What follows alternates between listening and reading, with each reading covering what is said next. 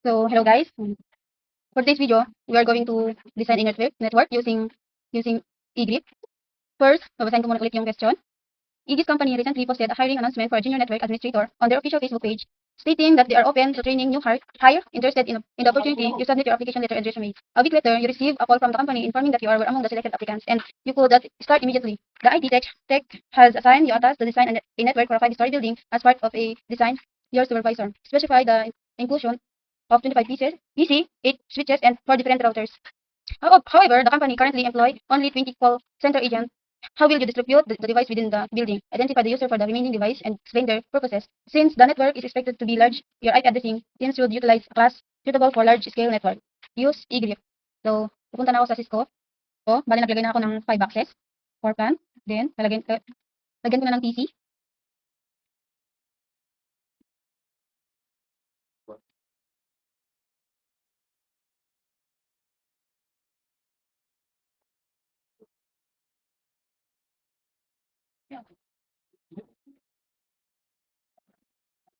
Dito din sa kabila.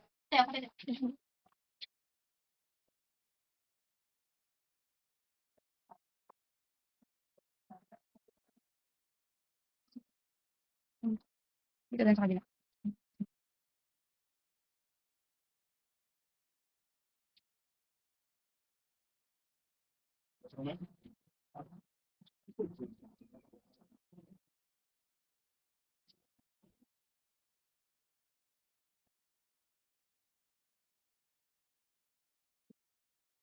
Dito, 5 dito.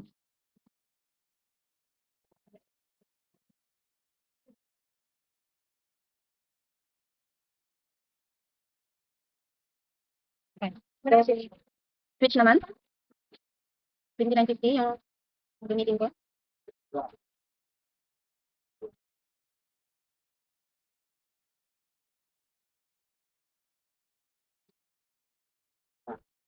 Ayan.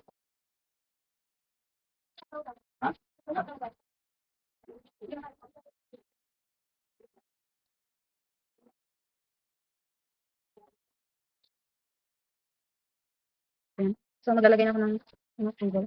Using straight through, PC2, switch.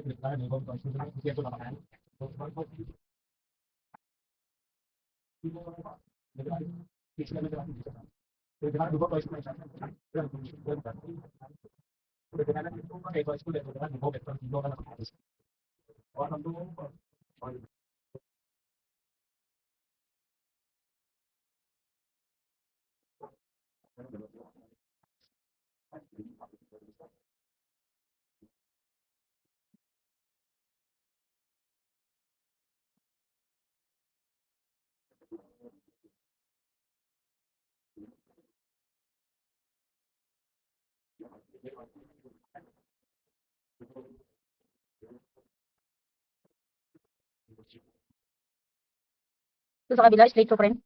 PC to switch.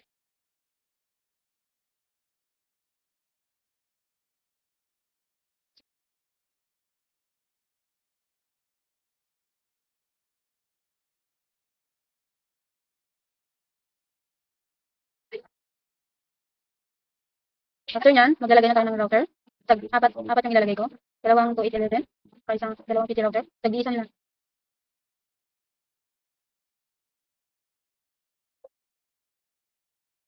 Then, straight through, switch to router.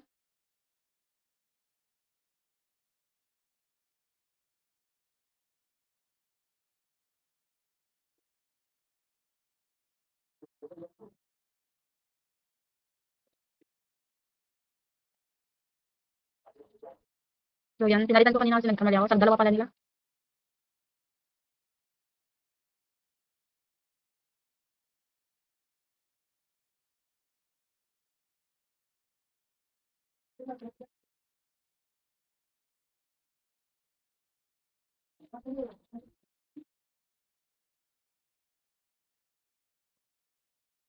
Then, mag-set na tayo ng IP address. So, lagyan ko na ng label para di ako malito. 30, 30 dot, 30 dot, 0 dot, 0 dot, 0. So, dito. So, dito. 30 dot, 0 dot, 0 dot, 2, dot 2.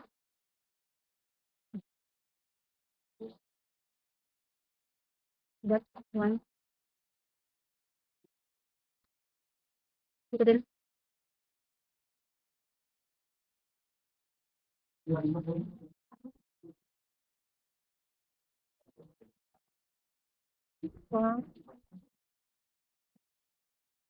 So, dito na naman iba. Lagyan ko ulit ng ano. 31. 31 dot, 0 dot, 0 dot, 0. 31 dot, 0 dot, 0 dot, 2.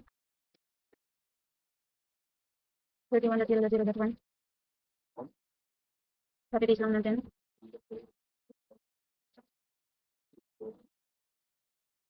So,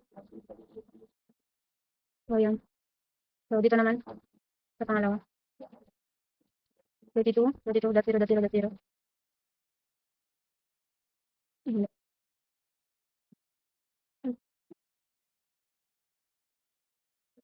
Ayun na natanggal.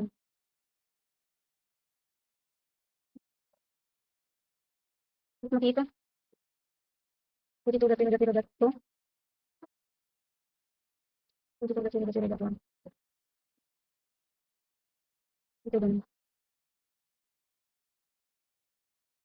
Dot 3.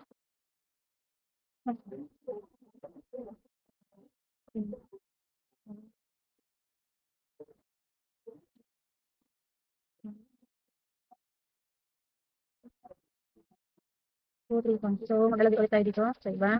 Ng IP address niya.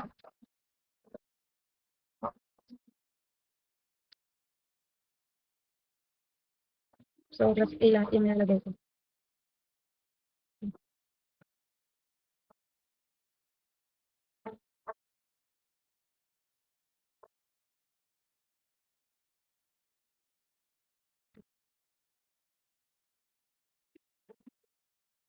So, tapos na dyan. Dito na naman ulit.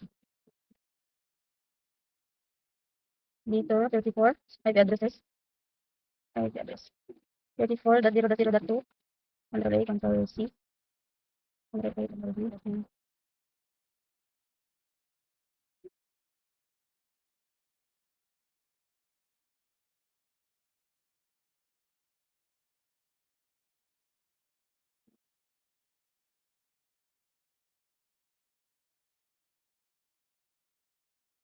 Dito ulit. 35.0. 35.0.0.2. 35. 35.0.0.1.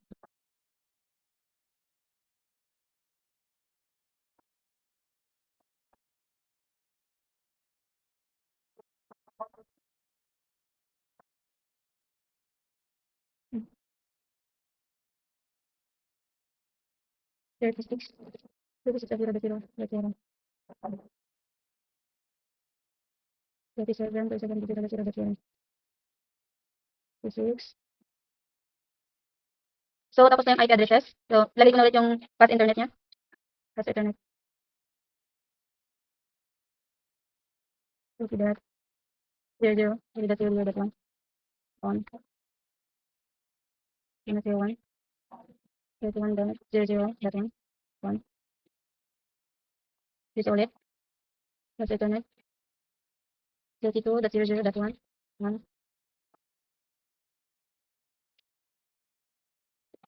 33.00.1. 1. Internet. 34. 34. 34.0.0.1.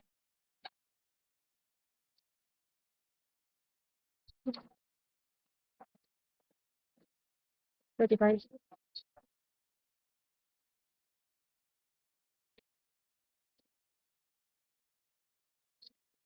So, lagay ulit yung path Ethernet niya. 35, 35.0.0.1. Sa kabila. 36.0.0.1. And 37.0.0.1. So, lagyan ng port ng serial DCE. So, router to router. So, router to router 2811. PT router to ay, lagyan pa pala ng module. Sa physical. Dun sa 2811. So, WIC. I-off muna. Then drag on.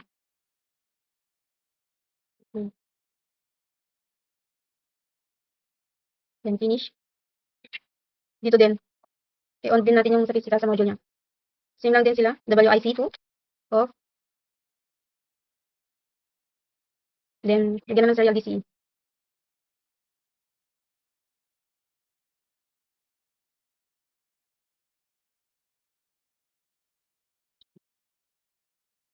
So, serial ng 60.0.0.2. 64, clock rate. 64%, open. Dito ulit. 60.0.0.3. 64. On.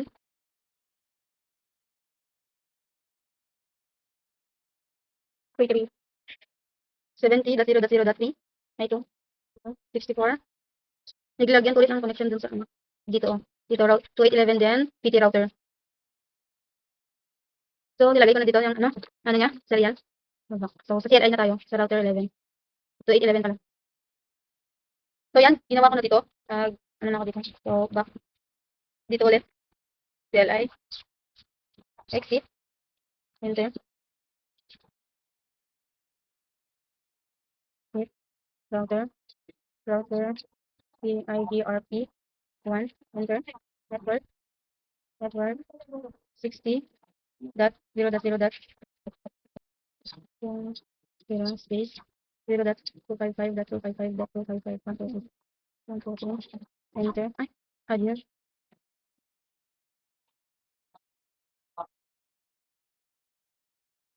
26. Enter. 37. Ay, oo pala. Mali ba? So, tapos na yung sa CLI niya. Fast forward ko na kasi. Then, i-check ko na din kung okay na siya.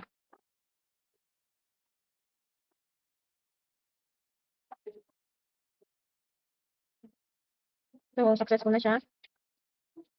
So, bakit? So, yan. Successful na siya. Yun lang, guys. Thank you.